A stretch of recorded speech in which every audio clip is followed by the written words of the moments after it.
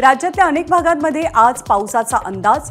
हवामान विभागाकडून Sindhudurg रत्नागिरीसाठी orange alert तर विदर्भ आणि मराठवाड्यासाठी येलो अलर्ट। धरण क्षेत्रामध्ये दमदार पावसाची प्रतीक्षा कायम। मुंबईतल्या धरणातील पाणीसाठा 6% खाली। पुढचे काही दिवस पाणी जपून वापरावं लागणार। बुलढाण्यामधल्या खामगाव तालुक्यात रात्री विजेच्या कडकडाटासह मुसळधार पाऊस। बोर्डी नदीला पूर आल्यामुळे बेलुरा, खोलखेड खुर्द आणि मोरगाव या गावांचा खामगाव शहरासोबत संपर्क काही काळ तुटला। सोलापूरमध्ये काल सकाळी 8:30 ते आज पहाटे 5:30 वाजेपर्यंत 50.3 मिलीमीटर पावसाची नोंद। नाशिकच्या चांदवड इथे आसरखेडे गावात ढगफुटी सदृश पाऊस। द्राक्ष बागांना पावसामुळे नदीचं स्वरूप। गेल्या 2 दिवसांपासून चांदवडमध्ये पाऊस सुरू आहे। हिंगोलीमध्ये मुसळधार पाऊस। शहरातल्या मस्तानशाह नगरमध्ये नाल्याचं पाणी घरात शिरलं, त्यामुळे संसारोपयोगी साहित्याचं नुकसान। नालेसफाईच्या कामाबाबत प्रश्नचिन्ह। सोलापूर शहरातही पावसाची हजेरी। सर्वसामान्य लोकांसह बळीराजाही सुखावला। हिंगोलीमध्ये दमदार पाऊस। वसमत शहरात अनेकांच्या घरात पाणी शिरलं। पहिल्याच पावसात सगळीकडे पाणीच पाणी झाल्यानं नागरिक हैराण। यवतमाळमध्ये विजांच्या कडकडाटासह पाऊस। कळंब, आर्णी, दारव्हासह जिल्ह्यातल्या काही भागांमध्ये वादळी वाऱ्यासह पावसाची हजेरी। नाशिकच्या नांदगाव तालुक्यात मुसळधार पाऊस। नदी नाले दुथडी भरून खरीपाच्या पेरणीचा मार्ग मोकळा। बुलढाण्यामध्ये वादळी वाऱ्यासह पाऊस। पावसामुळे नांदुरा जळगाव जामोद मार्गावर मोठं झाड कोसळून काही काळ वाहतूक ठप्प। तासलगाव नदीलाही पूर। मराठवाड्याच्या धाराशिव जिल्ह्यातील येडशी येथील रामलिंग धबधबा पूर्ण क्षमतेनं प्रवाहित। पर्यटकांची पावलं रामलिंग धबधब्याकडे। मुंबईमध्ये पावसाळी आजारांना रोखण्यासाठी पालिका प्रशासन सज्ज। आजार रोखण्यासाठी घराघरात सर्वेक्षण आणि तपासणी करून औषधोपचार केले जातील। अमरावतीमध्ये पावसाची दमदार हजेरी। नागरिकांना उकाड्यापासून दिलासा। पावसामुळे शेतकऱ्यांमध्ये आनंदाचं वातावरण। शेतकऱ्यांना पेरणीसाठी आता आणखी दमदार पावसाची प्रतीक्षा। मनमाड शहर आणि परिसरात पावसाची पुन्हा एकदा हजेरी। पावसामुळे भूजल पातळी वाढण्यास मदत। टंचाईग्रस्त मनमाडकरांना काहीसा दिलासा। हा पाऊस शेतीसाठी फायदेशीर असल्यामुळे शेतकऱ्यांकडून समाधान व्यक्त। भिवंडी पालिका क्षेत्रात 1311 इमारती धोकादायक। त्यापैकी 287 इमारती अति धोकादायक अवस्थेत असल्याची माहिती। या इमारतींमधल्या 15,000 नागरिकांचं पुनर्वसन करण्याची स्थानिकांची मागणी। नवी मुंबईतील ऐरोली भारत बिजली मार्गावरील लोखंडी कमान पावसामुळे अचानक कोसळली। सुदैवानं दुर्घटनेत कोणतीही इजा नाही। रत्नागिरीच्या खेड तालुक्यात अस्तान धनगरवाडी इथे भूस्खलन होऊन दरड कोसळली। मुख्य रस्त्यावरती दरड कोसळल्यामुळे बांद्री पट्ट्यातल्या अनेक गावांचा संपर्क तुटला। अकोल्याच्या मूर्तिजापूर तालुक्यातील खापरवाडा आणि टिटवाळा गावात वीज कोसळून 2 शेतकऱ्यांचा मृत्यू। पावसामुळे झाडाखाली थांबलेले असताना वीज कोसळली। मुंबईच्या पूर्व उपनगरात गुरुवारी पाणी पुरवठा बंद। वाशीनाका इथे जलद्वार बसवण्याच्या कामासाठी गुरुवारी सकाळी 11 ते रात्री 11 वाजेपर्यंत चेंबूर, गोवंडी, देवनार आणि मानखुर्द परिसरात पाणी पुरवठा बंद असेल। निवडणुका संपताच खाद्यतेलाच्या किमती वाढल्या तर डाळींसह तांदूळही महागल्यामुळे वाशिममध्ये महिला वर्गाकडून संताप व्यक्त। मनोज जरांगे यांच्या आंदोलनाचा आजचा 5वा दिवस। 5व्या दिवशी जरांगेंची प्रकृती खालावली। रात्री जरांगेंवरती उपचार। जरांगेंची शुगर आणि बीपी डाऊन असल्याची माहिती। संभाजीनगरचे खासदार संदीपान भुमरेंनी मनोज जरांगेंच्या आंतरवली सराटीमध्ये जाऊन भेट घेतली। मराठा आरक्षणासाठी जरांगेंचं गेल्या 5 दिवसांपासून आंदोलन सुरू आहे। मनोज जरांगेंच्या उपोषणाला राज्य सरकारनं बळी पडू नये। ओबीसीमधनं मराठा समाजाला आरक्षण देण्यास ओबीसी समाजाचा विरोध। 18 तारखेपासून सर्व जिल्हाधिकारी कार्यालयामध्ये ओबीसी समाज आंदोलन करेल। प्रकाश शेंडेंचं वक्तव्य। नांदेडचे खासदार वसंतराव चव्हाण यांचं मराठा आरक्षण प्रश्नी सरकारला पत्र। मराठा समाजाला न्याय मिळावा यासह जरांगे पाटील यांच्या प्रकृतीची काळजी घेण्यासंदर्भात पत्रामध्ये उल्लेख आहे। मनोज जरांगे यांच्या मागण्या मान्य करा, अन्यथा 2 दिवसात हिंगोलीमध्ये आंदोलन करू। मराठा समाजाचा प्रशासनाला इशारा। सोलापूर बार्शी महामार्गावरती वैराग इथे मराठा बांधवांकडून रास्ता रोको। छत्रपती शिवाजी महाराज चौकात मराठा आरक्षणासाठी सकल मराठा समाजाकडून आंदोलन।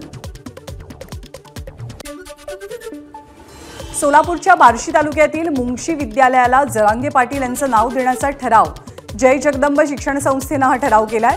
जरांगेंची सहमती मिळताच कार्यक्रम करून शाळेला नाव दिलं जाईल। लोकसभा निवडणुकीनंतर बीडमधला संघर्ष कायम। पंकजा मुंडेंच्या पराभवानंतर आतापर्यंत 2 समर्थकांच्या आत्महत्या। बीड शहरातलं रोज एक शहर बंद। म्हाडाच्या जमिनीवरील बेकायदेशीर होर्डिंग्स तात्काळ हटवावीत, अन्यथा ती उकडून टाकू। म्हाडाची संबंधित कंपन्यांना नोटीस।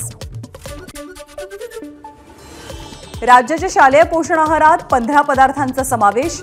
व्हेज पुलाव, अंडा पुलाव, सोयाबीन पुलाव ते तांदळाची खिचडी। तज्ज्ञांच्या शिफारशीनुसार विद्यार्थ्यांना यावर्षीपासून 3 कोर्स मील दिलं जाईल।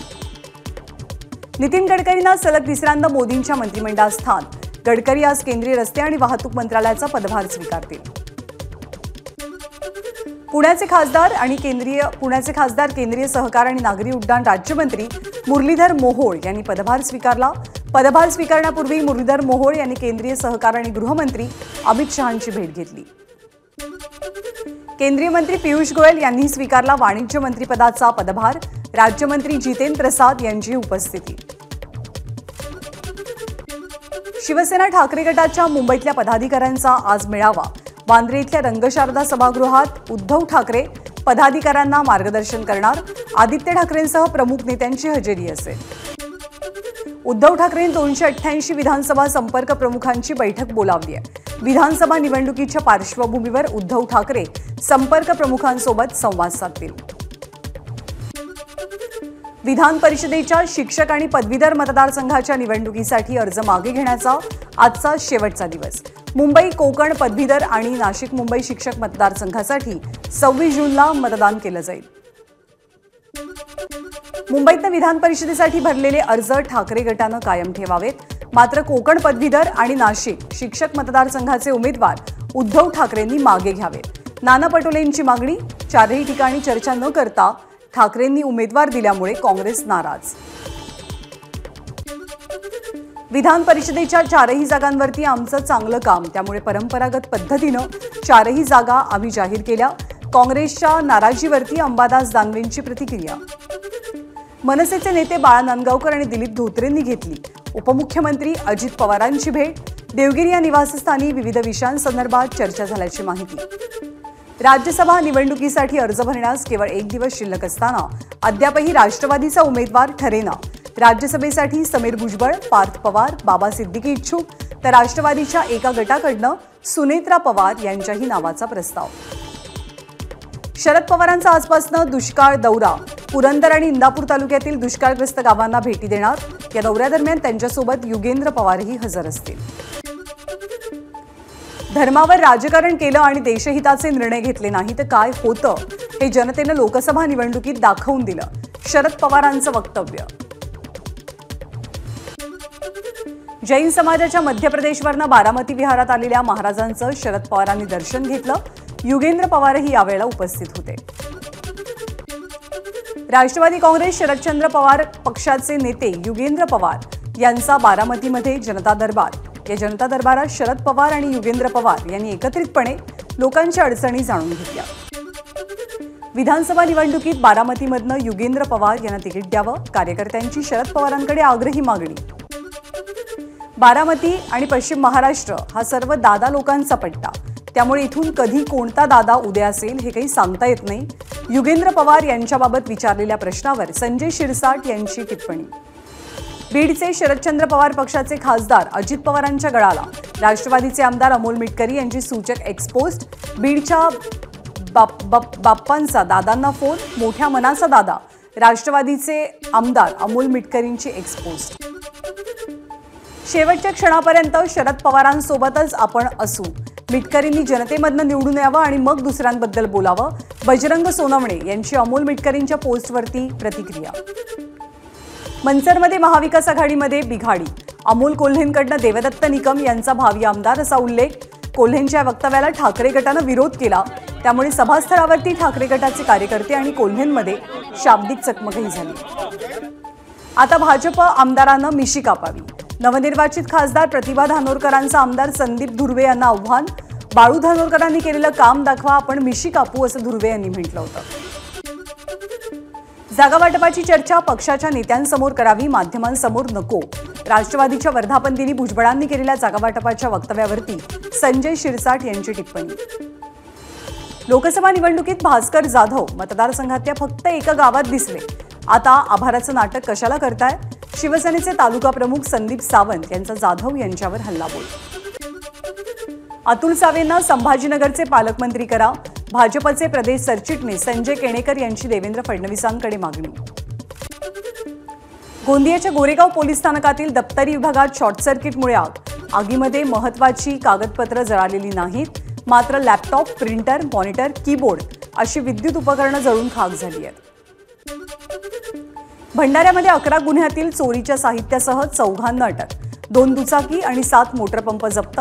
भंडारा LCB पथकाची कारवाई. मुंबई गोवा महामार्गादरम्यान जगबुडी नदीच्या पुलावरती कंटेनरचा अपघात. चालकाचं नियंत्रण सुटून अपघात घडल्याची माहिती. सुदैवानं जीवितहानी नाही. कॉल गर्लचे खोटे मोबाईल नंबर गुगलवरती अपलोड करून तरुणांना फसवणाऱ्या टोळीला कोलकात्यामधनं अटक. पिंपरी चिंचवडच्या खंडणी विरोधी पथक आणि दिघी पोलिसांची कारवाई. पिंपरी चिंचवडमध्ये 4 चाकी, 3 चाकी आणि दुचाकीचा अपघात. या अपघाताचा व्हिडिओ सोशल मीडियावर व्हायरल. इंडिगो एअरलाइन्सच्या गलथान कारभाराचा प्रवाशांना फटका. नाशिकवरनं हैदराबादला विमान गेलं, मात्र लगेच नाशिक विमानतळावरतीच राहिलं.